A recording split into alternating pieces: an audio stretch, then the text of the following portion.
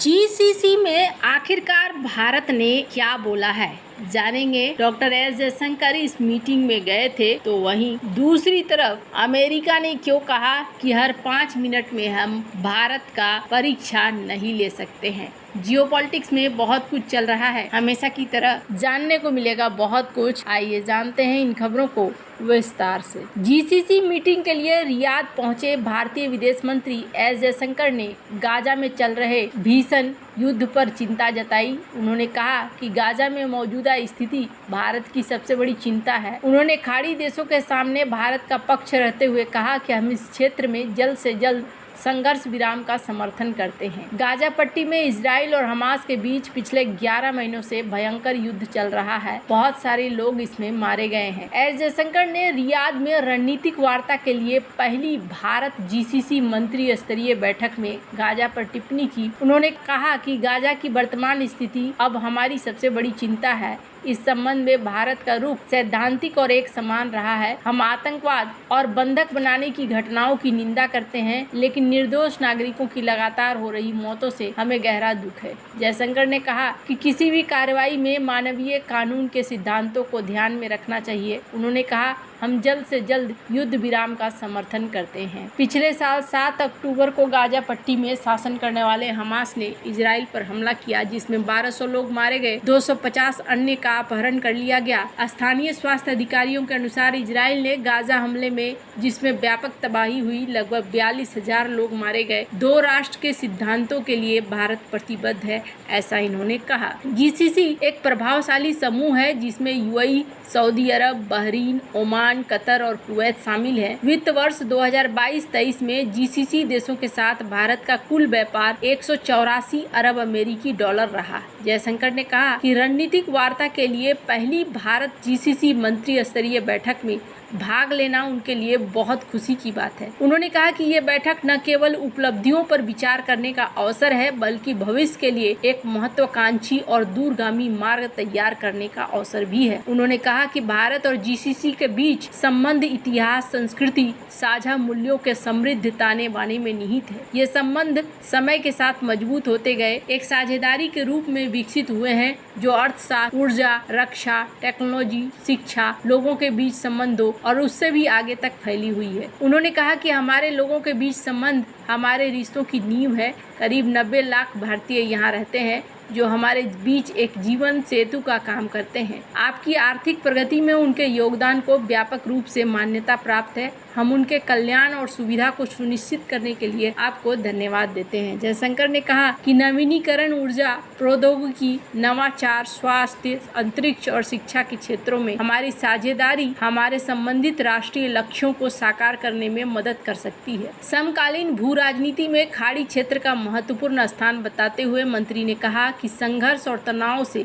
ध्रुवीकृत इस विश्व में हम वैश्विक शांति, सुरक्षा और स्थिरता के लिए प्रतिबद्ध हैं। जयशंकर ने कहा, इसी तरह एआई, इलेक्ट्रिक मोबिलिटी, हरित विकास की मांग, बहुत सारी चीजें हैं जिनके लिए हम एक दूसरे के साथ सहयोग में आ सकते हैं। खैर, जहां एक तरफ ये सब कुछ चल रहा है, वहीं दूसरी तरफ अमेरिका की तरफ से भी एक स्टेटमेंट आया है, जिसमें कहा गया, अमेरिका के पूर्व विदेश मंत्री कोंडोलीजा राइस ने प्रधानमंत्री नरेंद्र मोदी की रूस यात्रा को लेकर की जा रही चिंताओं को खारिज किया। इंडस एक्स शिखर सम्मेलन में बोलते हुए पूर्व अमेरिकी राजनेता ने कहा कि अमेरिका हर 5 मिनट में भारत से वफादारी की परीक्षा नहीं ले सकता है। उन्होंने भारत और अमेरिका संबंधों को अस्थायी और द्विदलीय बताया और जोर दिया कि व्हाइट हाउस में जो भी आता है वो इस रिश्ते के महत्व को जानता है। उन्होंने कहा कि जैसा कि भारत कहता है, देश राजनयिक स्वायत्तता चाहते हैं, मुझे इसमें कोई समस्या नहीं है। इसके साथ उन्होंने भरोसा भी जताया कि भारत के गहरे हित अंततः एक मजबूत साझेदारी की ओर ले जाएंगे। स्टैनफोर्ड यूनिवर्सिटी के हूवर इंस्टीट्यूट के निदेशक राइस ने रूस के सैन्य उपकरणों को कबाड़ बताया। उन्होंने कहा कि पीएम मोदी की मॉस्को यात्रा से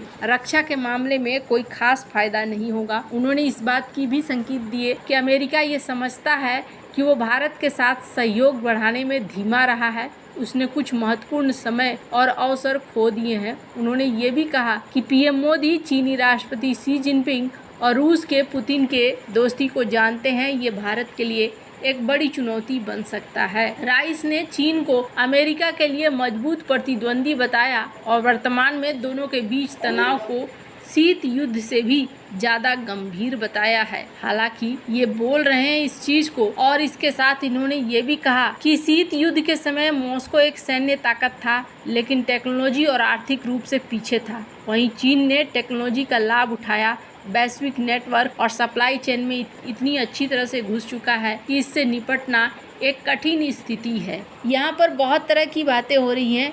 स्क्रीन पर आप देख सकते हैं इंडस एक्स की शुरुआत हो चुकी है। ये जो फोरम है ये रक्षा संबंधों का फोरम है, जहाँ पर सबसे पहले यहाँ अमेरिका के जो रक्षा मंत्री हैं, यूएस सेक्रेटरी ऑफ डिफेंस, इन्होंने भी कहा कि इंडस एक्स समिट से अमेरिकन और इंडियन लोगों को बहुत ज़्यादा फ़ायदा होगा। क्रिटिकल डिफेंस टेक्नोलॉजी में एक दूसरे से बातचीत करेंगे वगैरह वगैरह। और ऐसा ही नोट भारत के रक्षा मंत्री के द्वारा भी दिया गया कि हम दोनों लीडर्स इस प्लेटफॉर्म का स्वागत करते हैं और इसके और ज़्यादा आगे बढ़ने के लिए हामी भरते हैं। इसी बीच इनके यूएस के जो डिफेंस ऑफ स्टेट हैं, डिप्टी सेक्रेटरी ऑफ स्टेट हैं कर्ट कैंपबेल, इन्होंने भी कहा कि हम भारत के साथ हर अपॉर्चुनिटी को लेकर आगे बढ़ना चाहते हैं। स्क्रीन पर आप इस वीडियो को थोड़ा सुन सकते हैं।